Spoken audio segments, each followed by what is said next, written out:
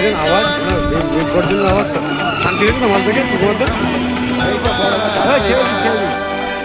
দেখে আর দেখাতে হবে না সব বড়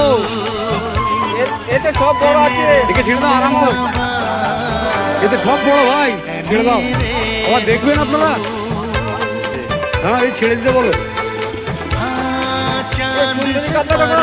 এই তো উঠছে মিনার হাতে চলো চলো চলো চলো এই রাখো সুন্দরী কাতলা 400 টাকা বিক্রি করতে যেতে হবে।